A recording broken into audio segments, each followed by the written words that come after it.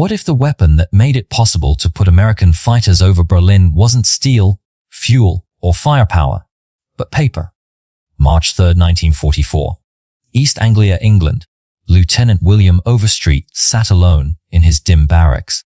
The muffled rumble of generators and the distant snarl of engines testing across the field, pressing against the thin walls.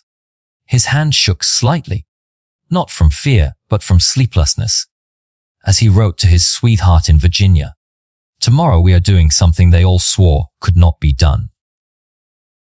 A single-seat fighter, all the way to Berlin and back." Through his frosted window, he could just make out ground crews under brutal floodlights, wrestling strange cylindrical objects beneath the wings of his P-51 Mustang. They looked absurd, like oversized parcels wrapped in brown butcher paper. The men joked and called them paper bags. When Overstreet asked whether that was literal, his crew chief only grinned. "Paper and plastic resin, sir. Same trick the Brits figured out. They'll last long enough to get you home." No one in that room fully understood that night that the mathematics of long-range air war was about to be rewritten. Not by heavier guns or larger engines, but by cylinders made of laminated paper cured in a newspaper factory. The road to that moment began 5 months earlier, on Black Thursday, October 14th, 1943. Colonel Hubert Zemke at Hale Western Airfield stared at casualty reports like reading a list of the dead 60 B-17s gone. 600 men killed or missing, a quarter of the bomber formation erased. The Luftwaffe had simply waited until the American escorts had to turn back for lack of fuel, then pounced. Ball turret gunner Robert Morgan put it simply, "We were meat on a hook for 3 straight hours." The P-47 Thunderbolt, despite being excellent in combat, could barely reach 375 miles with its stock tanks. Berlin was nearly double that. If escort fighters could not stay with bombers, the bomber offensive would collapse, and with it, the air war. In a quiet corner of the 8th Air Force Technical Office, Colonel Cass half-examined something that looked more like an arts and crafts mock-up than war material, a fuel tank made entirely from resin-bonded craft paper. It had been invented by Bowater, Lloyd in Britain, a company known not for weapons, but for printing newspapers. Aluminum was scarce, paper was plentiful. What began as a British improvisation under material shortage suddenly became the American solution to a strategic crisis. These tanks were astonishingly light, barely 50 pounds empty, 1/3 the weight of metal tanks, which meant more fuel for the same weight, greater range, and new possibilities. The first operational test came in February 1944. Major James Goodson flew his P-47 to Hanover with twin paper tanks and returned without a leak or failure. Skeptics quieted, just in time for the arrival of the aircraft that would change the war, the P-51 Mustang. With 2 1.8-gallon paper tanks, the Mustang could now roam 850 miles. Berlin, untouchable for years, was suddenly within reach of single-seat fighters.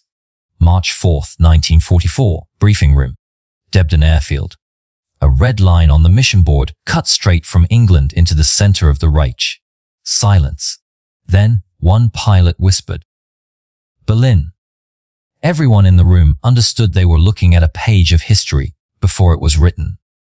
Outside, crew chiefs had been filling paper tanks since 3 a.m. They had to move fast. Gasoline would dissolve the resin lining after 5 hours. But that was all the Mustangs required. The paper tanks were not built by machinists, but by women in converted newspaper mills who laminated, shaped, and sealed every section by hand. They didn't wear uniforms, but they were saving aircrews just the same. At dawn, the Mustangs launched. The tanks held. And over Berlin, Luftwaffe pilots blinked in disbelief. American fighters were American fighters, by their own intelligence estimates, could not possibly exist. From that day forward, the air war inverted. Bomber losses collapsed. Escort coverage was continuous. By May 1944, loss rates dropped from over 7% per month to barely 2%. thousands of bomber crews survived because of cargo that cost pennies per unit to manufacture. Engineers discovered additional advantages. Paper tanks produced less drag. When hit, they leaked instead of exploding. They biodegraded in fields after jettisoning. Germany tried to copy the design, but failed. Their paper mills printed maps. Their resin went to aircraft frames, and their small-scale industry could not imitate Allied decentralized mass production. By the summer of 1944, the Luftwaffe was unraveling. Pilots launched into combat with barely 50 training hours. Everywhere they flew, Mustangs were waiting. Above rail lines, airfields, and even Berlin itself.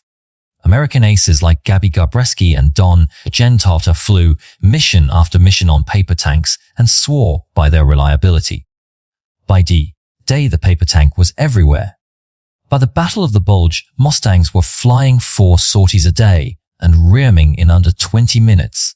A captured German intelligence officer, Major Wilhelm Hoffmann, conceded after the war. The paper tank changed everything. Nowhere in the Reich was safe. General Adolf Galland put it more brutally. When the Mustangs appeared over Berlin, the war was lost. An empire that built rockets and jets was undone by paper and glue.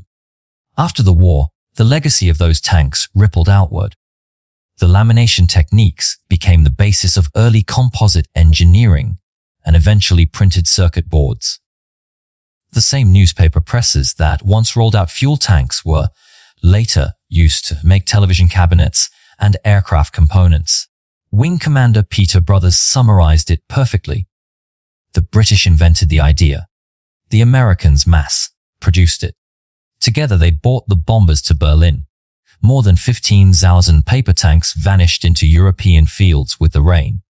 Cheap, temporary, disposable, but decisive. In 1946, General James Doolittle told Congress, "Extending fighter range with the British paper tanks was the most important tactical development of the air war in Europe." Lieutenant Overstreet survived the mission. His Mustang came home. The paper tanks fell somewhere over Germany, unnoticed, but they had carried him farther than anyone once believed possible. They proved a final paradox of war. Sometimes the most powerful weapon is not the one that destroys, but the one that makes victory reachable at all.